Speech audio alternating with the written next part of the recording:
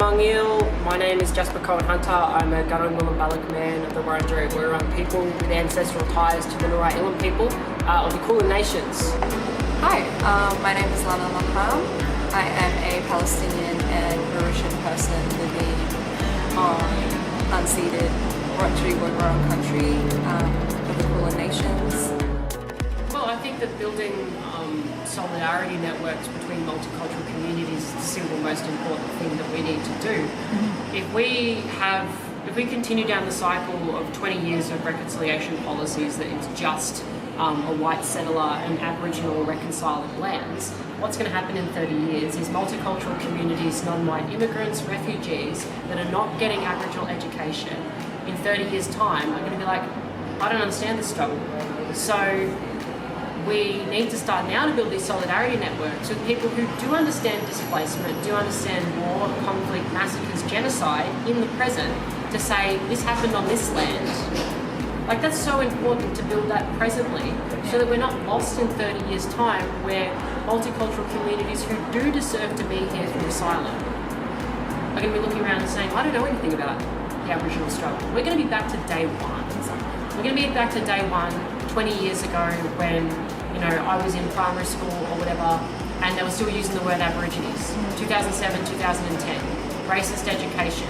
They had, in prep, they had white kids dress up as the Aboriginals for a nativity play. You know what I mean? Like, we're going to go back to the Howard government in 20 years' time if we don't start addressing this educational gap between people that are displaced that come to this continent and the First Peoples of this continent. It's so important. And that's all I care about. So building solidarity networks here is more important to me than reconciling with white people. I don't care about reconciling with white people. They've had their time to try and build allyship, and if they don't, they can go away. They can go. Yeah. But this is a multicultural society. We do need to accept that, and we need to start building these solidarity networks because we're black and we're proud. That's why the Palestinian struggle is so strong to me. Yeah. I don't care about the white people's struggle. They don't have one. The only thing to add to that would be that it would make no sense to fight for the liberation of Palestine while living as a settler on this land. It doesn't make any sense. It would make any work that I'm doing in fighting for the liberation of Palestine inauthentic, because it doesn't really mean anything without the liberation of our First Nations brothers and sisters. It doesn't. When people say the struggles are interconnected, it's not just words being thrown around. It's being said for a reason. It's real.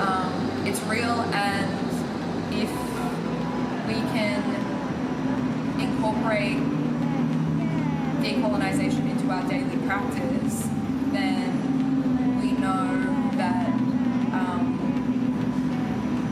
we're able to liberate all Indigenous people through that, because then their knowledge is being platformed, is being favoured. The resources and the supplies will come from First Nations communities. The ideas and the way that we move through the world, the way that we take care of the land here, the way that we take care of the land across the sea will be informed by First Nations people who have had the knowledge for millennia. It's really the only way.